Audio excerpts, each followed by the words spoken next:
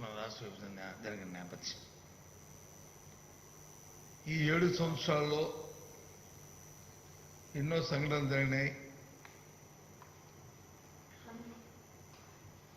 ఎంతో 7 సంవత్సరాల కాలాన్ని మనం గడుపుకున్నాం. కానీ ఈ తేదీ గత సంవత్సరం ఈ తేదీ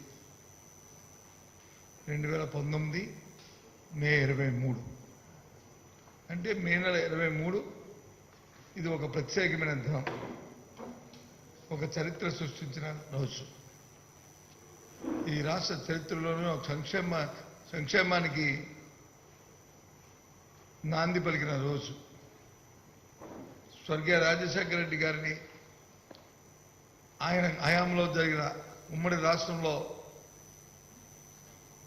మొత్తం తెలుగు ప్రజలందరూ కూడా ఏ రకంగా అయితే సుఖంగా సంతోషంగా మారుమూల ఉన్న గ్రామ ప్రాంతానికి సంబంధించిన ప్రజలు కూడా అన్ని వర్గాలు కులానికి మతానికి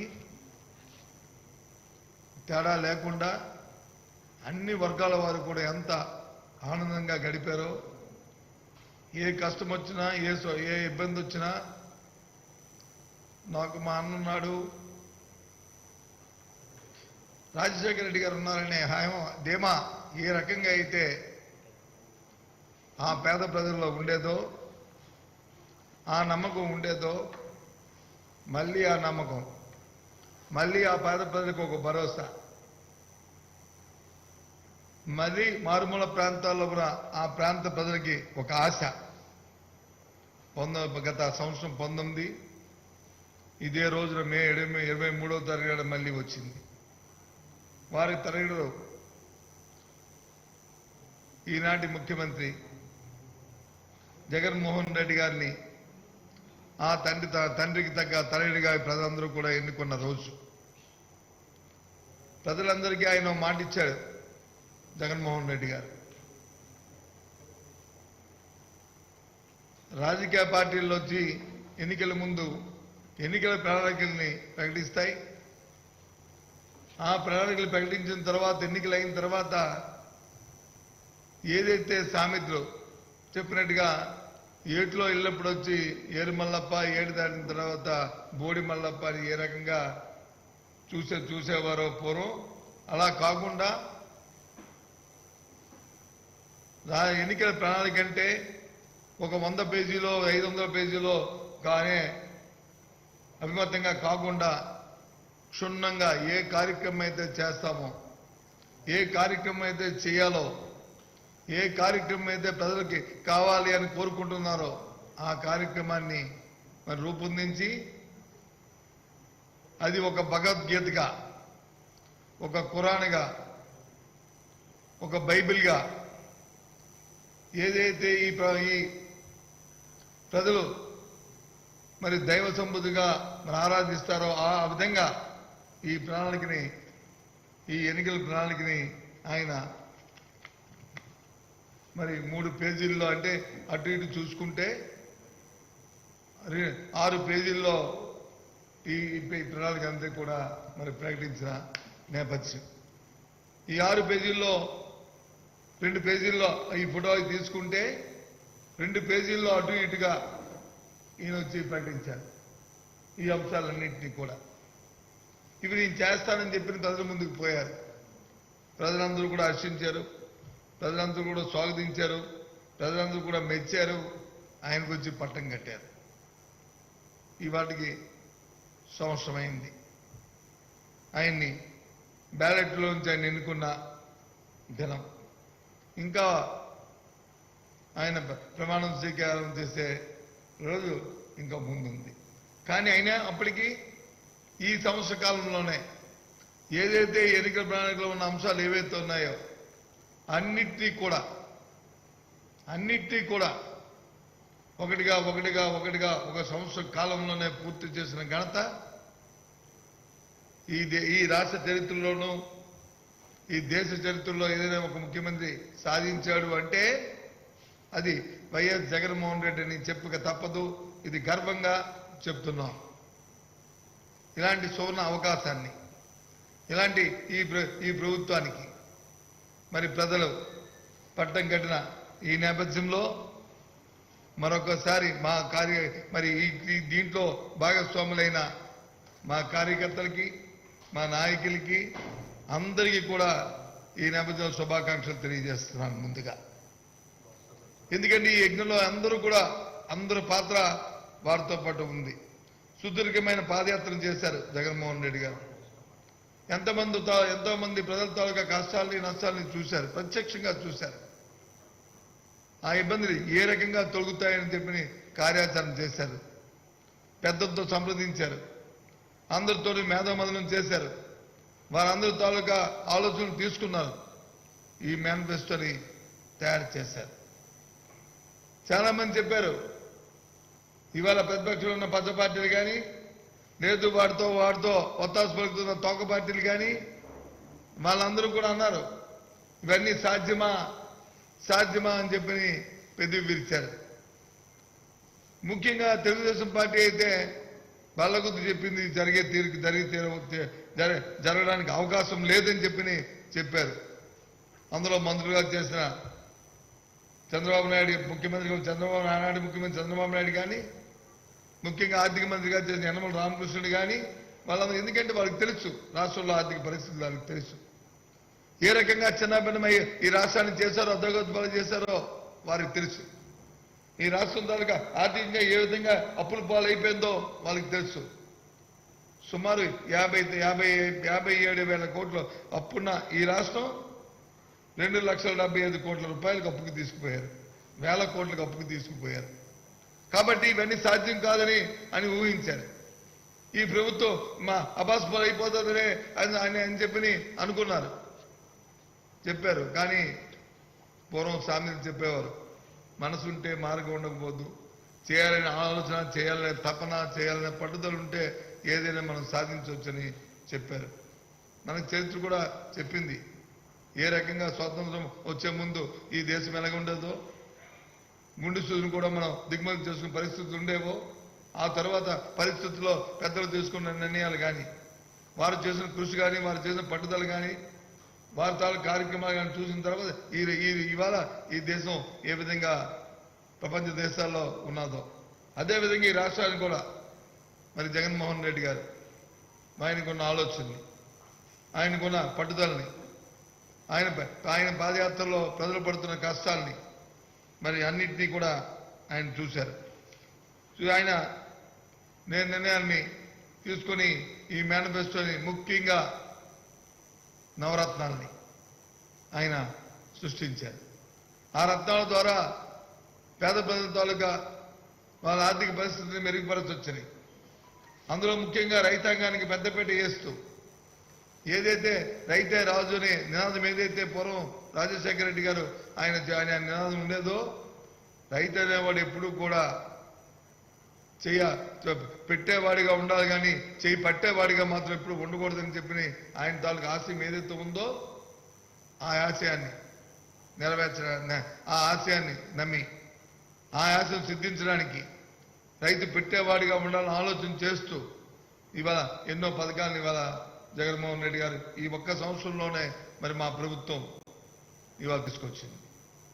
ముఖ్యంగా రైతుకు ఒక భరోసాని, రైతుకు ఒక స్థైర్యాన్ని, ఒక ధైర్యాన్ని తీసుకొచ్చింది. ఏ పంటను పండించుకోవాలో రైతు నిర్ణయించుకొని పంట వేసే ముందే పంటకు వచ్చి గిట్టుబాటు ధరని ఇవాళ ప్రకటించింది ఇవాళ ఈ రాష్ట్రంలో ఉన్న ప్రభుత్వం. ఇవాళ దేశంలో ఏ రాష్ట్రంలో లేదని చెప్పడానికి గర్వపడుతున్నాను ఇవాళ ఇటువంటి పథకాన్ని. ఒక పంట కాదు, 2 పంటలు కాదు, ఆ పంటలో ఆర్టికల్ చేసినా లేదు మామూలు పంట వేసుకున్నా ఏ పంట అయినప్పటికీ కూడా ఆ పంట కూడా ఇవాళ గిట్టుబాటు ధరని ముందు వేసే ముందే ప్రకటించింది ఈ ప్రభుత్వం అని చెప్పింది. ఒకవేళ పబ్లిక్ మార్కెట్లో కొనడానికి వచ్చి వ్యాపారులు ముందుకు రాకపోతే ప్రభుత్వమే మార్కెట్ ఇంటర్వెన్షన్ ద్వారా ప్రభుత్వమే కొని నిల్వలు పెట్టి దాన్ని ఎక్కడైతే ఎప్పుడైతే అమ్మాలో అప్పుడు అమ్మి వాటిని వచ్చి వాల్యూ యాడ్ చేయడం అనేది, వాటికి ధర సమకూర్చడం అనేది ఇవాళ ఈ రాష్ట్రంలో చేస్తున్న ప్రక్రియ. అందులో భాగంగా మనం చూస్తాం, మన ఇలాంటి కరోనా వచ్చిన నేపథ్యం ఎంతో ఇబ్బందులు పడుతున్న నేపథ్యం రైతులు ముఖ్యంగా ఇప్పుడు కూడా మొక్కజొన్న కొనే పరిస్థితులు ఎప్పుడు ఈ రాష్ట్రంలో లేవు, ఎప్పుడు మనం చూడలే. అయినప్పటికీ మొక్కజొన్ని ఇవాళ మరి మార్కెట్ ధర కొంటూ వేల క్వింటాళ్ళు కొంటూ రైతులకు వచ్చే ధర లేకపోతే అక్కడే ప్రభుత్వమే కొని వాటిని నిల్వ చేసి అమ్ముతున్న పరిస్థితిని, ధాన్యాన్ని కళ్ళంలోకి వెళ్ళి కొనుగోలు చేస్తున్న పరిస్థితిని ఇవాళ రాష్ట్రంలో, మిరపకాయలు మిర్చిని కళ్ళంలోకి పోయి మరి కొంటున్న పరిస్థితులు ఇవాళ ఉన్నాయి. అంతేకాకుండా పళ్ళు, అరటిపండు కానీ లేకపోతే బత్తాయి కానీ వాటికి ధరలు లేకపోతే కొని వాటిని తీసుకొచ్చి రాష్ట్రంలో ఉన్న మారుమూల ప్రాంతంలో ఉన్న మార్కెట్లలో కరోనా నుంచి బయటికి రావడానికి ప్రజలు ఇబ్బంది పడుతున్న నేపథ్యంలో వాళ్ళు వీధుల్లోనూ వాళ్ళ ఊర్లలోనూ తీసుకుపోయి ఆ పంటను అమ్మించే పరిస్థితిని ఇవాళ కల్పించి అటు రైతుకి ఇటు వినియోగదారుడికి ఇద్దరికీ కూడా ఒక మేలైన కార్యక్రమాన్ని మరి కల్పించింది ఇవాళ జగన్మోహన్ రెడ్డి గారి ప్రభుత్వం అని చెప్పి మేము అందరికీ మనం చేస్తున్నాం. ఇది ప్రభుత్వంలో ఉన్న చిన్న మచ్చుతున్న ఒక చిన్న మీకు ఉదాహరణ. ఇవాళ రైతాంగంతో పాటు ఏ రకంగా ఇవాళ ఆలోచన చేస్తుందో, ఇవాళ సాగునీరు కోసం చేస్తున్న ప్రయత్నాలు, ఇవాళ స్నేహాలు సంబంధాలు పెంచుకుంటూ వారితో ఏ విధమైన ఈ భేదాలు రాకుండా స్నేహపూర్వకమైన వాతావరణం చేస్తూ కరువుతో కొట్టుమెట్టుతున్న రాయలసీమకి ఏ రకంగా మరి వారి కార్యక్రమాన్ని చేస్తున్నారో ప్రత్యక్షంగా మనం చూసాం. ఎంతో మంది అన్నారు గత ప్రభుత్వాలు వచ్చి చేశారు, 40 సంవత్సరాల ఇండస్ట్రీ అన్నారు, 30 సంవత్సరాల అనుభవాలు అన్నారు గతంలో ఉన్న ప్రభుత్వంలో ఉన్న నాయకులు. కానీ ఆలోచన తెలియకపోయారు. ఆ రోజు ముఖ్యమంత్రి రాజశేఖర రెడ్డి గారు చేశారు, దాన్ని మళ్ళీ అంకురార్పణ చేసి అదే కార్యక్రమం మళ్ళీ మేలు చేయడానికి ఇవాళ జగన్మోహన్ రెడ్డి గారు రాయలసీమ ప్రాంతానికి కరువు తీరడానికి ఇవాళ చర్యలు తీసుకుంటున్న నేపథ్యం.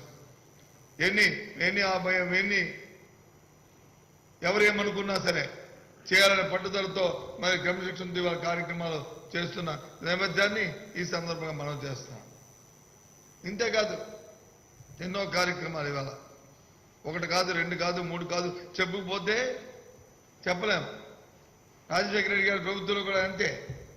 ఆనాడు ఏదైనా గ్రామానికి పోయి ఆయనతో పోయి ఎవరైనా పిలిచి లేదా ఒక అధికారిని పిలిచి ఏమయ్యా కార్యక్రమాలు చేస్తే 10 కార్యక్రమాలు చెప్పి ఒక 5 కార్యక్రమాలు చెప్పలేని పరిస్థితుల్లో మరిచిపోయిన పరిస్థితుల్లో ఉండేవి. ఎందుకంటే అన్ని కార్యక్రమాలు చేసాం, సంక్షేమ కార్యక్రమాలు చేసాము.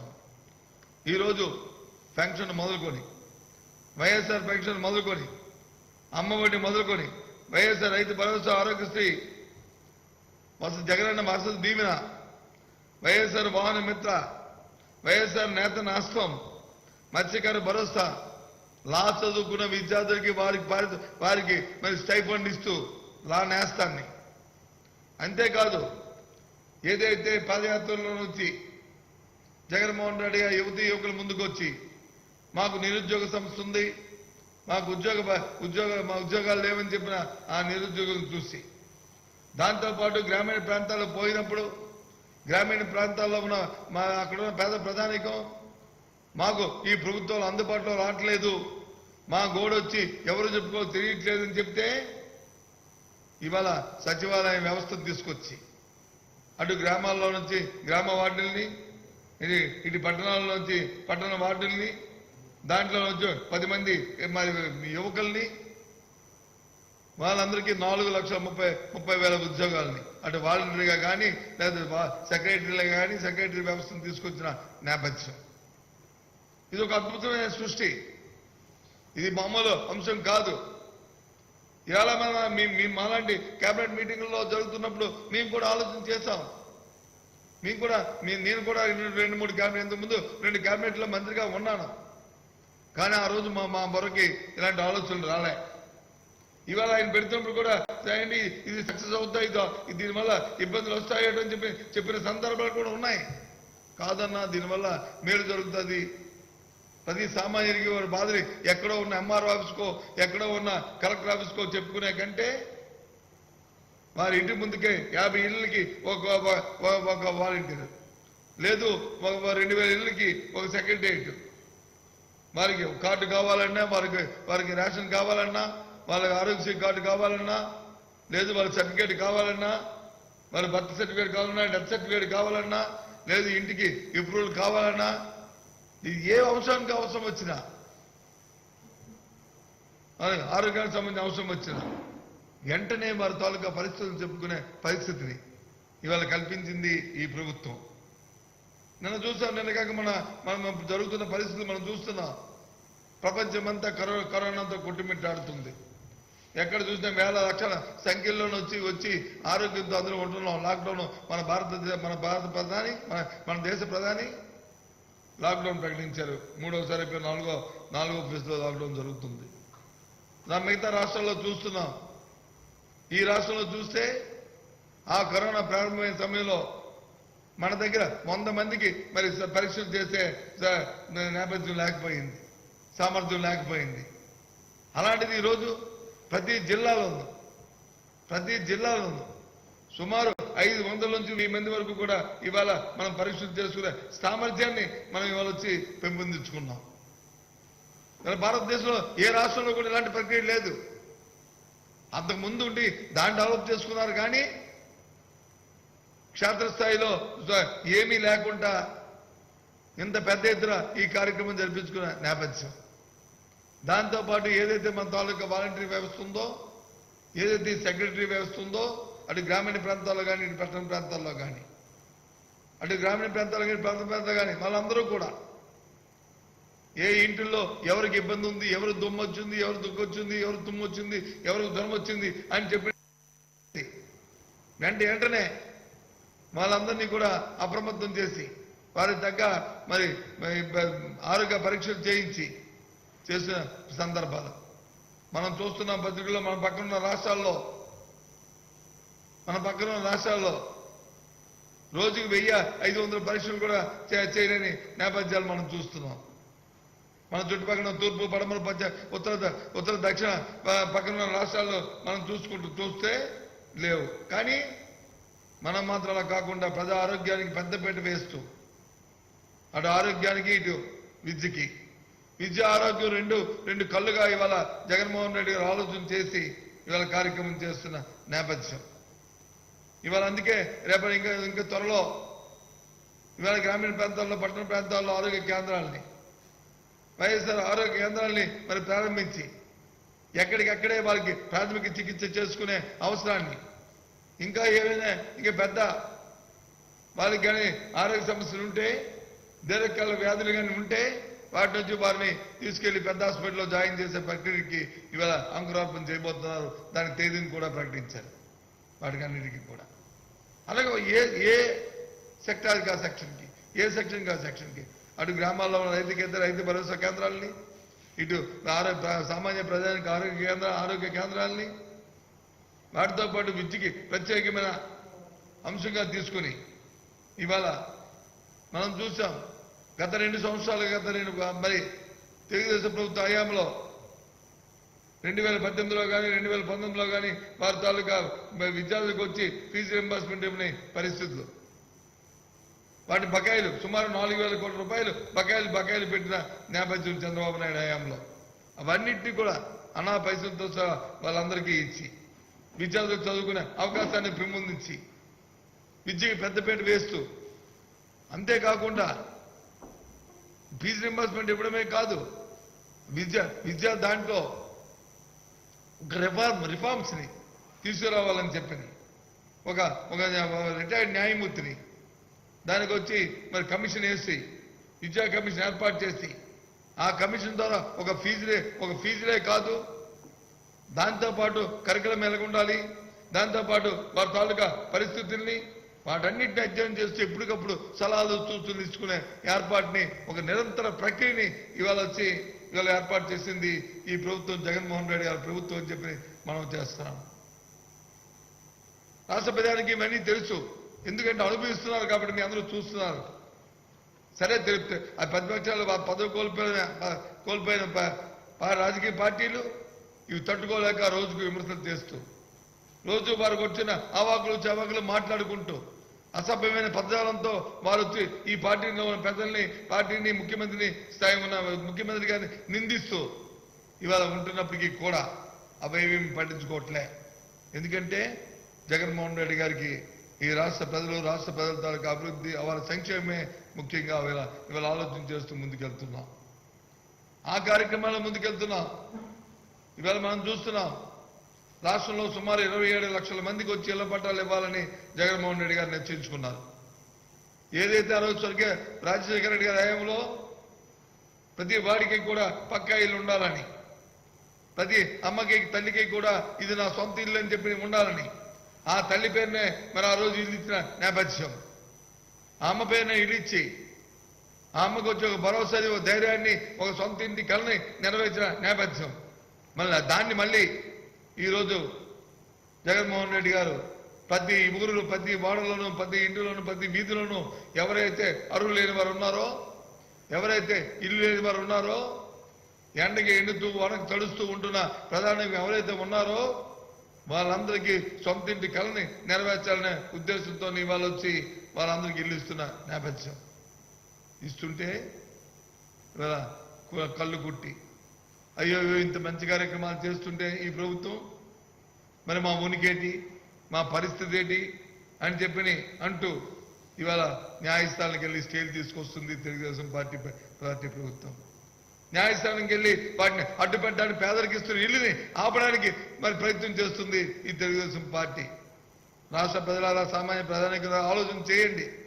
ఇది న్యాయం ఆలోచన చేయండి. ఈ కోర్టులకు వెళ్ళడం న్యాయం ఆలోచన చేయండి. విశాఖపట్నంలో ఏం జరుగుతుంది? విశాఖపట్నంలో ఇవాళ ఎవరైతే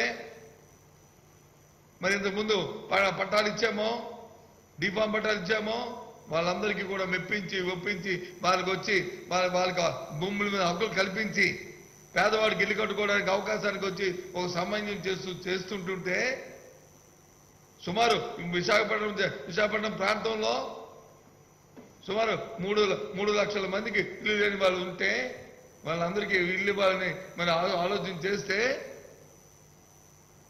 అటు రైతులు, అటు రైతాంగం, అటు భూమి గల ఆసామి వారు ఒప్పుకొని వారు సొంతంగా మేము ఇస్తామని ముందుకు వచ్చి వారికి కూడా దాని హక్కులు కల్పించి ఈ కార్యక్రమం చేస్తుంటే న్యాయస్థానం పోయి కుటిలంగా వారికి వచ్చిన ఆలోచనలతో, కుతంత్రాలతో దాని మీద స్టేలు తెచ్చుకొని ఆ ప్రక్రియ జరగకుండా సామాన్యుడికి ఇల్లు అందకంట ఇవాళ దుర్గమార్గమైన పని ఇవాళ తెలుగుదేశం పార్టీ చేస్తుంది. ఇది న్యాయమా? ఈ ధర్మం ఆలోచన చేయమని కోరుతున్నాను. ఇటువంటి ఎన్ని చేస్తున్నారు? ఎన్ని చేసినా వాటిని అధిగమిస్తాం. న్యాయ పోరాటం, ధర్మ పోరాటం చేస్తాం. తప్పకుండా సామాన్యునికి ఏ మేలు జరుగుతుందో ఆ ప్రతి మేలు ఇవాళ ఈ ప్రభుత్వం చేస్తుంది. దాని దగ్గర రాజీ పడే సమస్య లేదు. పేదవాడి తాలూకు అభివృద్ధికి జరుగుతున్న మరి కుతంత్రాలకి మరి దాని దగ్గర మాత్రం మేము రాజీ పడం. పేదవాడికి న్యాయం జరగాలి, పేదవాడికి ధర్మం జరగాలి, పేదవాడి తాలూకా అభివృద్ధి జరగాలి, వాడి తాలూకా ఆర్థిక పరిస్థితులు మెరుగుపడాలనేదే ఈ ప్రభుత్వం తాలూకా ధ్యేయం. ఆ కార్యక్రమంలోనే కార్యక్రమాలు చేస్తున్నాం. సుమారు నిరుద్యోగంతో కొట్టుమిట్టుపడుతూ ఆశలు వదులుకొని చదువుకున్నాను నాకు ఏ అవకాశం ఉన్నదని చెప్పిన ప్రజలందరూ మరి ఇబ్బంది పడుతున్న నిరుద్యోగ యువకులకి జగన్మోహన్ రెడ్డి గారు ఒక ఆశగా ఆ రోజు ఎన్నికల్లో చెప్పారు. నీకు నేను ఉన్నాను, అన్నగా ఉన్నాను, నీకు తోడుగా నేను ఉంటానని చెప్పి ఆ రోజు చెప్పారు. చెప్పిన మాట ప్రకారం ఇవాళ సెక్రటరియట్ వచ్చిన తర్వాత ఇవాళ కార్యదర్శులుగా, వాలంటీర్లుగా 4,30,000 మందికి ఇవాళ ఉద్యోగ అవకాశాలు కల్పించి వారి అభ్యున్నతికి వారికి స్థైర్యాన్ని కల్పించారు. ఇవాళ కల్పించారు. అంతేకాదు ఇవాళ రాష్ట్రం మొత్తం మీద 25 పార్లమెంట్ నియోజకవర్గాల్లోనూ 25 కళాశాలలు మరి పర్మనెంట్ కళాశాలను ఇవాళ స్థాపించమని చెప్పి జగన్మోహన్ రెడ్డి గారు ఆదేశించారు. నైపుణ్యం సంబంధించిన స్కిల్కి సంబంధించిన కళాశాలని పర్మనెంట్ గా ఉండాలి.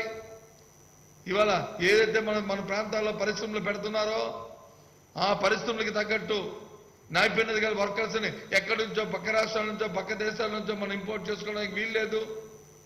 మన వాళ్ళని దానికి సంబంధించిన స్కిల్ని మనమే డెవలప్ చేసుకోవాలి. ఆ కార్యక్రమం జరగాలని చెప్పి ఆదేశించారు. జగన్మోహన్ రెడ్డి గారి ఒక ఆలోచన, ఒక కార్యక్రమం ఉంది. ఏదైనా పని చెప్తే ఇంతకుముందు మరి నాయకుల్లాగా దాన్ని చేయండి అని చెప్పడం కాదు. చేయండి అని చెప్తూ దానికి టైం బౌండ్ ఫిక్స్ చేస్తారు ఆయన. ఇదిగో ఈ రోజు కల్లా అవ్వాలి, ఈ రోజు లోపల ఇది జరగాలి అని చెప్పిన ఉన్న తత్వం ఈయన తత్వం. ఆ కార్యక్రమాలుగా మరి జగన్మోహన్ రెడ్డి గారు నిర్ణయం తీసుకుంటారు. దానివల్ల ఇవాళ మరి ముందుకెళ్తుంది, మరి ఈ కార్యక్రమాలు ముందుకెళ్తున్నాం మనం అందరం కూడా. ఇవాళ ఈ కార్యక్రమాలు చేస్తూ మనం చూస్తాం. ఈ లాక్డౌన్ జరిగిన నేపథ్యంలో, ఈ లాక్డౌన్ నేపథ్యంలో చూస్తాం పరిశ్రమలన్నీ మూతపడిపోయినాయి. కార్మికులకి ఎవరికి కూడా పని లేదు. ఇవాళ పరిశ్రమ చాలా మంది మరి వలస కార్మికులందరూ కూడా ఆయా రాష్ట్రాలకు వెళ్ళిపోతున్న పరిస్థితులు వాళ్ళు వచ్చినాయి. పరిశ్రమలు తెలుసుకోవాలంటే వాళ్ళు వచ్చి మూతపడిన పరిస్థితులు తేవాలంటే వారికి ఎంతో ఇబ్బందికరంగా పరిస్థితులు ఇవాళ ఉన్నాయి. గత ప్రభుత్వాలు పరిశ్రమ పెడితే ఇన్సెంటివ్స్ ఇస్తామని చెప్పారు. ఇండస్ట్రియల్ పాలసీలో అవన్నీ క్రోడీకరించారు. అవన్నీ పెడతానని చెప్పారు. ఆశపడి చిన్నగా small scale industries, medium industries పరిశ్రమలు, స్మాల్ స్కేల్ అండ్ మీడియం సంబంధించిన పరిశ్రమలు అందరూ కూడా ఎంతో మంది ఔత్సాహక మరి పారిశ్రామిక వచ్చి మరి 1 కోటి 2 కోట్లు 3 కోట్లు ఇవాళ పెట్టుబడులు పెట్టి పరిశ్రమలు పెట్టారు. బ్యాంకుల నుంచి అప్పు తెచ్చుకున్నారు. వాళ్ళు వచ్చి బ్యాంకులకు అప్పు తీర్చుకోలేక వాళ్ళు వచ్చి చూస్తున్నారు. ప్రభుత్వం ఇస్తున్న ప్రోత్సాహకాలు వచ్చి ఇవ్వడం మానేసింది. దగ్గర 5 సంవత్సరాలు బట్టి వెంటగట్టింది. వాళ్ళని ఇస్తానని చెప్పి ఐస్ పెట్టి ఇవ్వలే. నిన్నటి రోజున మళ్ళీ పరిశ్రమలు రివైర్పు చేస్తూ మళ్ళీ పరిశ్రమలన్నీ కూడా మళ్ళీ వాళ్ళని ప్రోత్సహిస్తూ వాళ్ళు సుమారు 450 కోట్ల రూపాయలని ఒకేసారి ఈ రాష్ట్రంలో ఉన్న పరిశ్రమలందరికీ కూడా పాత బకాయిలన్నీ రిలీజ్ చేసి, ఇలాంటి కరోనా టైంలో, ఇలాంటి లాక్డౌన్ టైంలో వాళ్ళకి ఇచ్చి ఆ పరిస్థితులన్నీ మళ్ళీ ఊపొచ్చేటట్లు, మళ్ళీ తెరుచుకునేటట్లు ఇవాళ జగన్మోహన్ రెడ్డి గారు ఇవాళ కార్యక్రమం చేశారు. ఇది వాస్తవం కాదా? ఇది రాష్ట్ర తాలూకా పారిశ్రామిక వృద్ధిలోనూ ఒక మెట్టు కాదా? దీనివల్ల ఈ రాష్ట్రంలో ఉన్న పారిశ్రామిక అభివృద్ధి జరగడానికి మీలా లేదా ఇది కీడా ఆలోచించమని కోరుతున్నాను. ఎన్నో సమ్మిట్లు పెట్టారు. 1,000 కోట్లు 1,00,000 కోట్లు వస్తున్నాయని చెప్పి పేపర్లో ప్రకటనలు ఇచ్చారు. కనిపించిన వాడికల్లా ఓ నల్ల కోటు కప్పారు, ఓ తెల్ల కోటు వేసుకొచ్చి వారందరికీ కూడా సన్మానాలు చేశారు. కానీ ఫలితాలు శూన్యం. మనకు కావాల్సింది ప్రభుత్వ విధానాలు బాగోవాలి, ప్రభుత్వం మీద నమ్మకం ఉండాలి. ప్రభుత్వాలు ఈ కార్యక్రమం చెప్తే చేస్తారని ఒక నమ్మకం కుదిరితే ఎక్కడున్నా సరే ప్రపంచంలో ఉన్న పారిశ్రామికవేత్త మన రాష్ట్రానికి వస్తాడు. ఎందుకంటే ఇవాళ గ్లోబలైజేషన్, ఇవాళ ఎక్కడైతే పరిశ్రమ పెడితే, ఎక్కడైతే ముడి సరుకులు ఉంటాయో, ఎక్కడైతే అవకాశాలు ఉంటాయో, ఎక్కడైతే ఆ వాతావరణం బాగుంటుందో అక్కడికి వచ్చి ఇవాళ పరిశ్రమలు పెట్టే పరిస్థితి ఇవాళ ప్రపంచ వ్యాప్తంగా ఇవాళ ఉన్నది. అటువంటి వాతావరణాన్ని ఇవాళ రాష్ట్రంలో కల్పిస్తున్నారు ఇవాళ జగన్మోహన్ రెడ్డి గారు. ఇవాళ అటువంటి వాతావరణాన్ని తీసుకొస్తుంది. ఇవాళ ఆంధ్ర రాష్ట్రానికి ఇవాళ అటువంటి వాతావరణాన్ని కల్పిస్తున్నారు ఇవాళ. కాబట్టి ఈ చేస్తున్న ప్రక్రియ ఇది భారతదేశంలో ప్రపంచ దేశాల్లోనే ఇవాళ ఆంధ్ర రాష్ట్రం కోసం ఒక్కసారి నిన్న జరిగిన కార్యక్రమాన్ని చూశాయి. ఇది నిజమా అని చెప్పి అనుకునే పరిస్థితిని ఇవాళ తీసుకొచ్చారు ఇవాళ జగన్మోహన్ రెడ్డి గారు. ఇది నిజం, ఇది వాస్తవం. రాబోయే కాలంలో ఈ రాష్ట్రం పారిశ్రామిక శరవేగంతో ముందుకెళ్ళడానికి నిన్న జరిగిన కార్యక్రమం అది ఒక తొలిమెట్టు. ఈ రకంగా ఇవాళ ఈ రాష్ట్రంలో ఉన్న అన్ని అంశాలని కూడా ఇవాళ ముందుకు తీసుకెళ్తూ ఇవాళ చేస్తున్నారు. పేదవాడి కష్టాన్ని కూడా మనం చూసాం. అగ్రికల్చర్ బాధితులు చూసాం, మనం వాళ్ళ ఇబ్బందులు మనం చూసాం. జగన్మోహన్ రెడ్డి గారి ఇబ్బందుల్లో ఆ రోజు మరి భూములను వచ్చి ఆనాటి ప్రభుత్వంలో ఉన్న పెద్దలు వచ్చి అన్యాక్రాంతం చేస్తున్న నేపథ్యంలో దాన్ని వాళ్ళు ఆయన అడ్డుకున్నారు. తిన్నగా దీక్ష చేస్తున్న శిబిరానికి పోయారు. వాళ్ళకి చెప్పారు, నా ప్రభుత్వం వస్తే మిమ్మల్ని అందరూ ఆదుకుంటారని చెప్పారు. ఆ ప్రకారం 20,000 లోపున్న ప్రతి ఒక్కరికి ఆ డబ్బుని వారి ఖాతాల్లోకి వెళ్ళే ఏర్పాటుని మరి చేసిన నేపథ్యం మనం చూసాం. ఇదంతా కూడా ఎందుకు చెప్తానంటే జగన్మోహన్ రెడ్డి గారికి ఒక తపంతో, ఒక మంచి హృదయంతో ఇవాళ ఆ కార్యక్రమం ఆలోచన చేస్తాడు. ఆయన చేస్తున్న ప్రతి కార్యక్రమాన్ని. అదే చంద్రబాబు నాయుడు గారు అయితే ఆయన అధికారం వచ్చిన అధికారం వచ్చిన తర్వాత ఆయన తాలూకా విధానమే మారిపోతుంది. అహంతో మాట్లాడతాడు, అవసరమే అదిలిస్తాడు, బెదిరిస్తాడు, లేకపోతే కులం పేరు చెప్పి దూషిస్తాడు. ఆయన కార్యక్రమాలు మనం చూసాం కదా 5 సంవత్సరాల్లో. అంతకుముందు ఆయన తాలూకా ప్రక్రియలు మనం చూసాం. ఆయన హావభావాలు మనం చూసాం. ఆయన అధికారం ఉన్నప్పుడు ఏ హావభావం ఉంటుందో అధికారం పోయినప్పుడు ఆయన హావభావం ఏంటో మనం చూసాం. జగన్మోహన్ రెడ్డి ఆ తత్వం కాదు, ఆ తత్వం కాదు. అధికారం ఉన్నా అధికారం లేకపోయినా పేదవాడి పట్ల అభిమానం, మరి పేదవాడి పట్ల ఒక విధమైన దయాద్ర విధానం, మధ్యతరగతి కుటుంబం పట్ల ఒక సానుభూతి, ఇవాళ పారిశ్రామిక విధానం పట్ల ఒక పట్టుదల, వాళ్ళ నిరుద్యోగుల పట్ల ఒక నిశ్చయం, దాంతో ఇవాళ ముఖ్యంగా మహిళల పట్ల ఆయనకున్న అంకిత భావం, వారికి మహిళా అభ్యుదయంతో వారికి మంచి కార్యక్రమాలు చేయాలని ఎప్పుడో గత సంవత్సరాల్లో మరి ఆయన గత ప్రభుత్వాలు వచ్చి 0 వడ్డీ ఉండే పరిస్థితిని మాఫీ చేసి ఆ కార్యక్రమం చేయకపోతే మనందరికీ తెలుసు. స్వర్గీయ రాజశేఖర రెడ్డి గారు ఉన్నప్పుడు ఆ రోజు మహిళలు వచ్చి దాచుకుంటే వచ్చి రూపాయి ఇచ్చేవారు, అలా అప్పు తీసుకుంటే రూపాయి పావలా వడ్డీ వసూలు చేసేది బ్యాంకులన్నీ కూడా. ఆ రోజు ఆయన పావలా వడ్డీ పథకాన్ని తీసుకొచ్చారు. తీసుకొచ్చి మహిళలు ఆదుకోవడానికి వాళ్ళు దాచుకున్న డబ్బుకి వచ్చి రూపాయి వడ్డీ వచ్చేది, వాళ్ళు అప్పు తీసుకుంటే రూపాయి పావలాకి రూపాయి ప్రభుత్వం కట్టేది, పావలాయే మహిళల దగ్గర వసూలు చేసిన నేపథ్యాన్ని ఒకసారి మళ్ళీ ఈ రాష్ట్రంలో ఉన్న మహిళా సోదరి మనందరికీ కూడా గుర్తు చేస్తున్నాను. ఆ తదుపరి వచ్చిన ప్రభుత్వాలు దాన్ని 0 చేశాయి. కానీ గత ప్రభుత్వంలో చంద్రబాబు నాయుడు గారు ఆ 0 వడ్డీని పూర్తిగా మాఫీ చేసి 0 లేదు ఏమీ లేదు, కడితే కట్టుకోండి మీరని చెప్పి గాలికి వదిలేసిన పరిస్థితి మహిళా సోదరులందరినీ కూడా వదిలేస్తే మళ్ళీ మొన్నటి రోజున వాళ్ళందరికీ కూడా ఈ సంవత్సరంలో ఈ ప్రభుత్వం వచ్చిన దగ్గర నుంచి మొన్నటి వరకు కూడా ఏదైతే వారు కట్టవలసిన వడ్డీ ఉందో ఆ వడ్డీ మొత్తం అనాపైతో సహా వాళ్ళ ఖాతాల్లోకి పంపించిన పరిస్థితి, మీరు ఆ డబ్బుని మీరు వచ్చి మీరు తీసుకొని మీరు బ్యాంకులో కట్టుకుంటారో లేకపోతే మీ సొంతానికి వాడుకోమని చెప్పిన పరిస్థితిని, మీరు కట్టుకున్న డబ్బుని మళ్ళీ తిరిగి మీకు ఇచ్చేస్తున్నానని చెప్పి మొన్న ఇచ్చిన పరిస్థితిని మళ్ళీ ఒకసారి గుర్తు చేస్తున్నాను. మళ్ళీ అంతేకాదు ఆయన పాదయాత్రలో వచ్చారు చాలా మంది వచ్చారు, ఆయన కలిశారు. అన్న మా జీతాలు చాలట్లేదు, మాకు అరకొరగా ఉన్నాయి అని చెప్పి శాండీ వర్కర్స్ పారిశుద్ధ్య కార్మికులు వచ్చారు, ఆయన ముందుకు వచ్చారు. దాంతోపాటు ఆశా వర్కర్లు వచ్చారు, దాంతోపాటు మధ్యాహ్నం భోజనం చేస్తున్న వాళ్ళు వచ్చారు, ముందుకు చేస్తున్న వాళ్ళు వచ్చారు. దాంతోపాటు మహిళా గ్రూపుల ఆర్పీలు వచ్చి మా అందరికీ కూడా జీతాలు సరిపోవట్లేదు, అరకొరగా బతుకుతున్నాం అని చెప్పి అడిగారు. నేను వస్తాను, నీకు పర్వాలేదు, నీ అన్న వస్తాడు, ఆగమ్మా కొద్ది రోజులు ఆగు, ఊపుకు పొట్టన్నారు. ఆయన వచ్చిన మొదటి కేబినెట్ మీటింగ్లోనే అనౌన్స్ చేశారు, వాళ్ళందరికీ కూడా మీరు వర్కౌట్ చేయండి, వాళ్ళ జీతాలు పెంచాలి చేయాలని చెప్పి ఒక్కొక్కరికి 10,000 12,000 మరి రూపాయల లెక్కని ఆ జీతాలు పెంచిన నేపథ్యాన్ని మీకు అందరికీ కూడా గుర్తు చేస్తున్నాను.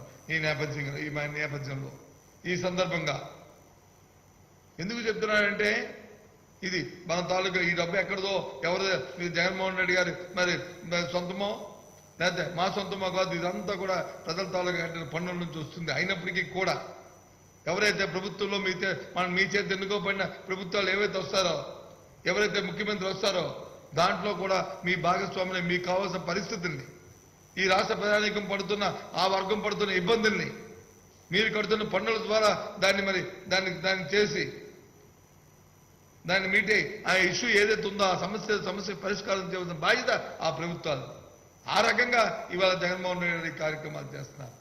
కానీ గత ప్రభుత్వాలు మనం చూసాం, ఎక్కడైనా చూస్తే దోపిడీ, ఎక్కడ చూసినా సరే వాళ్ళు దోపిడీతో జరిగే ప్రభుత్వాలు పంచభూతాలని పంచుకు తినేశారు. గాలి లేదు, ధూళి లేదు, అగ్గి లేదు, బుగ్గి లేదు, ఇసుక లేదు, ఏది కనిపిస్తే దాన్ని వచ్చి భూపకాశాలు మొత్తం దోచుకు తిన్నారు. ఎక్కడ భూములు కనిపిస్తే అక్కడ గద్దలా వాలిపోయి దాన్ని దోపిడీ చేయడానికి ప్రయత్నాలు చేశారు. ఆ రకంగా చూశారు. అందుకే ప్రజలు వచ్చి మీ అందరూ దాన్ని గ్రహించారు, మీ అందరూ కూడా వాస్తవాన్ని చూశారు కాబట్టి ప్రత్యక్షంగా ఆ ప్రభుత్వాన్ని మరి చెదరగొట్టారు.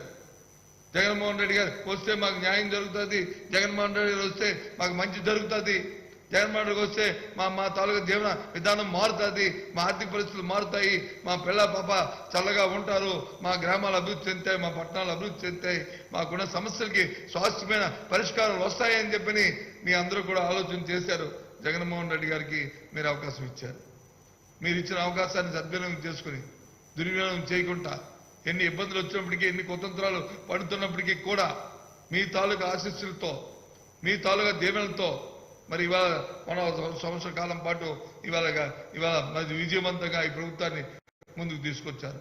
ఇంకా రాబోయే 4 సంవత్సరాలే కాదు, మీ దయతో 4 సంవత్సరాలు ఆయన దిగ్విజయంగా పరిపాలిస్తూ మీ తాలూకు ప్రతి సమస్యకి ఓ పరిష్కారాన్ని, ప్రతి సమస్యకి మా జగన్మోహన్ రెడ్డి గారు ఉన్నారు, ఈ ప్రభుత్వం నాకు ఉన్నదని ఒక ధీమాన్ని మీకు అందరికీ ఇస్తూ ఇక రాబోయే కాలంలో కూడా ఆయన మీ అండదండలతో మరి చిరస్థాయిగా మీ కష్టానికి సుఖానికి మీ అన్నగా మీ ముఖ్యమంత్రిగా మేము వెన్న ఉంటారని చెప్పి మరి మీ అందరికీ మరొకసారి మరి వారి తరఫున ఈ ప్రభుత్వం తరఫున మీకు హామీ ఇస్తూ ఇటువంటి అవకాశాన్ని ఈ ప్రభుత్వంలో మరి పనిచేసే అవకాశం మీ అందరి ఆశీస్సులతో మరి మంత్రిగా మరి వచ్చి ఈ సంక్షేమ కార్యక్రమాలు చేయడం భాగస్వాముల్లో మేము కూడా పాల్పంచుకోవడం మరి మాతాలకు అదృష్టంగా కూడా మేము అనుకుంటూ మరి మరొకసారి మీ రాష్ట్ర ప్రజానీకానికి ముఖ్యంగా ఈ యజ్ఞంలో మరి మా కార్యకర్తలు అందరూ కూడా మా పార్టీకి సంబంధించిన చిన్న పెద్ద అన్ని కేడర్లో ఉన్న అందరు కార్యకర్తలు మరి కృషి చేసి ఈ ప్రభుత్వాన్ని తీసుకొచ్చి ఒక నూతన ధ్యేయంగా ఈ ప్రభుత్వాన్ని ముందుకు తీసుకెళ్తూ మరి మా మేనిఫెస్టోని మరి ముఖ్యమంత్రి గారు ఏదైతే మరి భగవద్గీతగా మరి ఖురాన్గా బైబిల్గా తలచి ఈ కార్యక్రమాన్ని నివేదిస్తున్న దాంట్లో మరి భాగస్వాములైన మా కార్యకర్తలు అందరూ కూడా పార్టీ విధానాల పట్ల నమ్రతతో ముందుకు తీసుకెళ్తున్న మరి మీ అందరికీ కూడా మరొకసారి కృతజ్ఞతలు తెలియజేసుకుంటున్నాం. మరి మీ అందరికీ ఈ ధనంగా మరొకసారి నమస్కారాలు.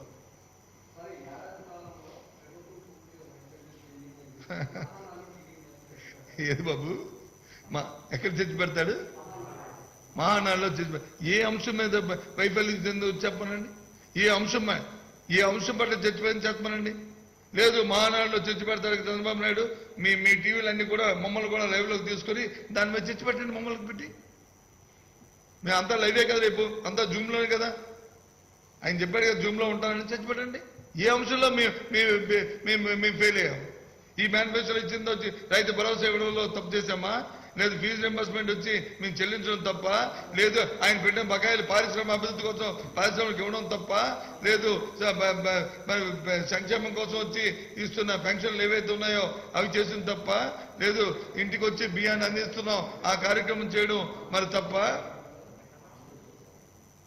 ఇది ఏం తప్పు? ఏ కార్యక్రమాన్ని మేము చేస్తున్నాం తప్పు చెప్పండి. లేదు వాలంటరీ వ్యవస్థ పెట్టి సెక్రటరియట్ పెట్టి అందరికీ కూడా పరిపాలన వారి ఇంటి ముందుగా గుమ్మం ముందుగా తీసుకురావడం అది తప్ప? ఏం తప్పు చేశామని ఇలా ఏ రకంగా వైఫల్యం చెందిందని అనుకుంటున్నాడు ఇవాళ చంద్రబాబు నాయుడు కానీ వాళ్ళ తాబేదారులు కానీ వాళ్ళ తొత్తులు కానీ వాళ్ళ తోక పార్టీలు కానీ చెప్పమనండి.